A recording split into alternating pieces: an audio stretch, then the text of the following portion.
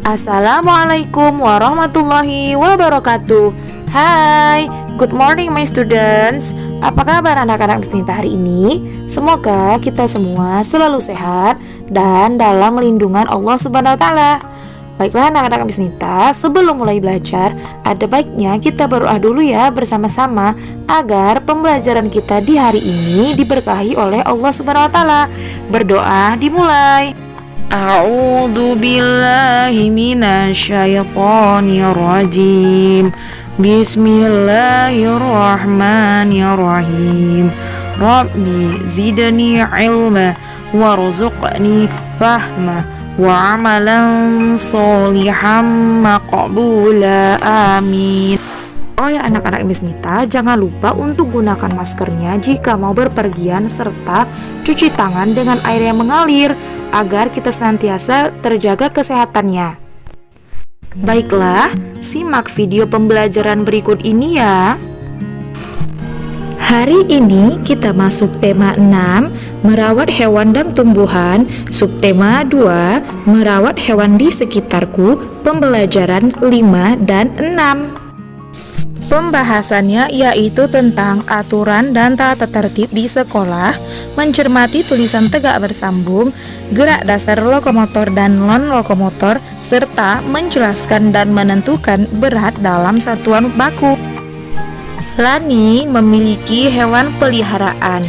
Hewan peliharaan Lani adalah ayam dan kelinci. Lani merawat ayam dan kelincinya dengan baik. Lani dibantu ayah dalam merawat hewan peliharaannya. Ada juga petugas kandang yang bertugas membersihkan kandang. Ayah sering membelikan buku tentang hewan peliharaan. Lani senang membaca buku tentang hewan peliharaan. Lani juga senang membaca buku di perpustakaan sekolah. Anak-anak, apakah di sekolahmu mempunyai perpustakaan? Kira-kira ada apa saja ya di dalam perpustakaan tersebut?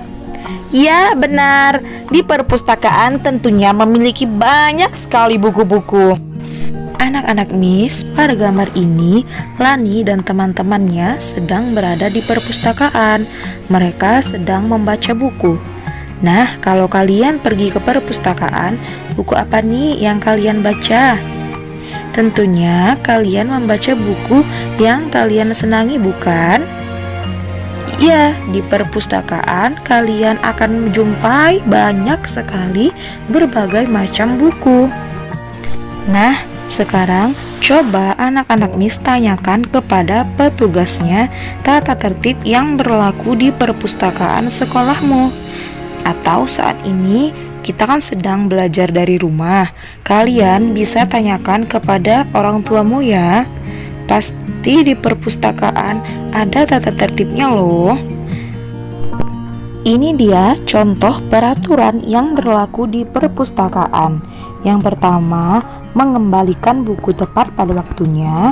Yang kedua, tidak makan dan minum saat berada di perpustakaan. Yang ketiga, tidak berisik saat berada di perpustakaan.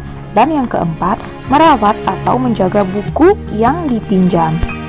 Anak-anak Miss, bisakah kalian ceritakan pengalamanmu dalam mematuhi tata tertib di perpustakaan sekolah? Gunakan tulisan huruf tegak bersambung ya pada ceritamu itu. Contoh ceritanya bisa seperti ini ya nak.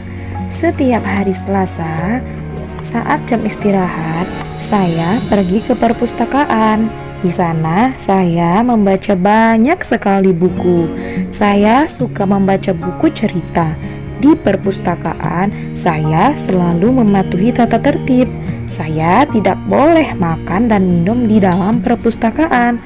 Saya juga harus mengembalikan buku tepat pada waktunya. Nah, bisa seperti itu ya nak ceritanya. Selanjutnya, ini ada sebuah teks dengan tulisan tegak bersambung tentang aku anak yang menaati peraturan di sekolah. Mari anak-anak Miss kita baca bersama-sama ya. Hari ini Lani mendapat tugas bercerita di depan kelas. Lani bercerita tentang hewan peliharaannya. Hampir semua teman Lani memperhatikan, namun Udin dan Beni mengobrol saat Lani bercerita. Siti dan Dayu pun mengingatkan mereka. Memperhatikan orang yang berbicara di depan kelas adalah tanda kita menghormati orang lain. Anak-anak Miss, pada teks tersebut ada perilaku Udin dan Beni yang tidak patut kita contoh ya. Di sini kan Lani sedang bercerita, kalau ada teman kalian yang sedang berbicara di depan, kalian harus mendengarkan. Tidak seperti Udin dan Beni ini malah mengobrol. Jika ada teman kalian yang melanggar peraturan juga, kalian harus berani menegurnya. Seperti Siti dan Dayu ini ya, menegurnya pun dengan sopan, tidak membentak ya nak. Masih ingatkah kamu tentang huruf kapital?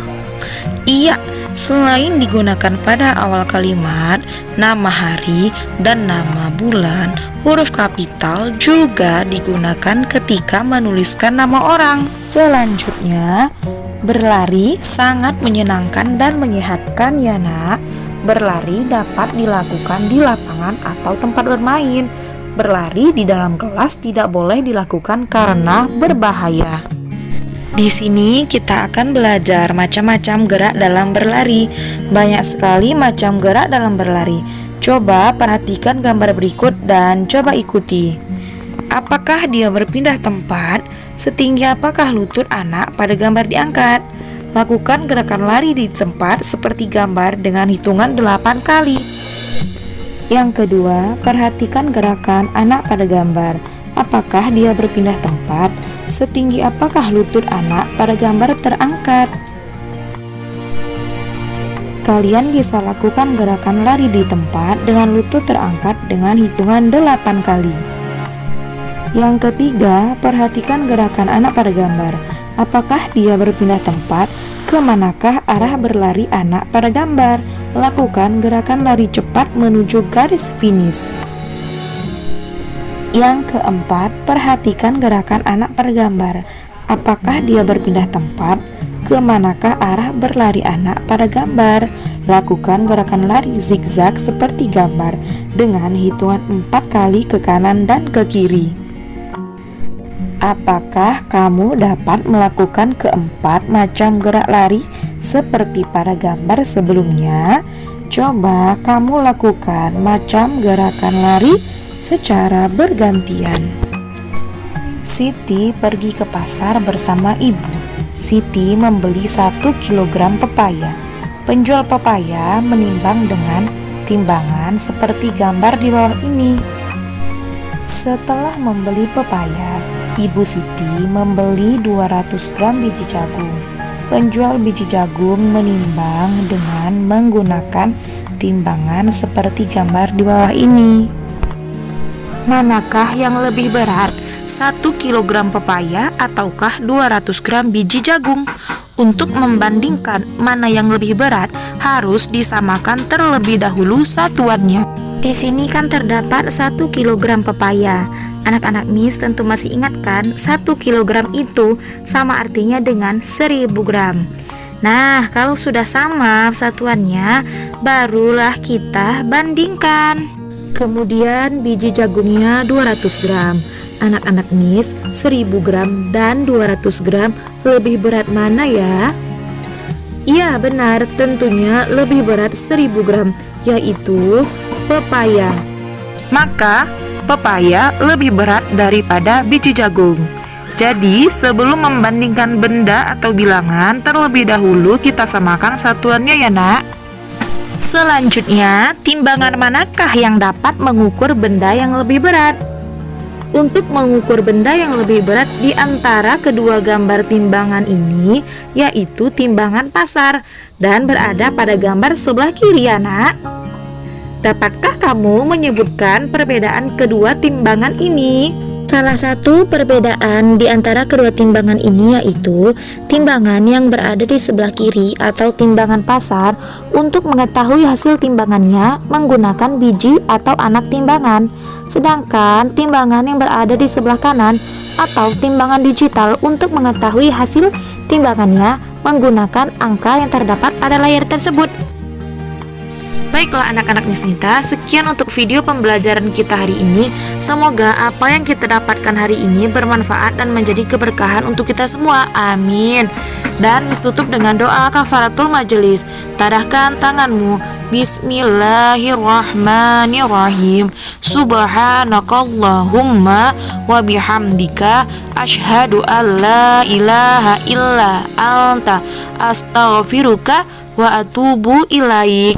Wassalamualaikum warahmatullahi wabarakatuh.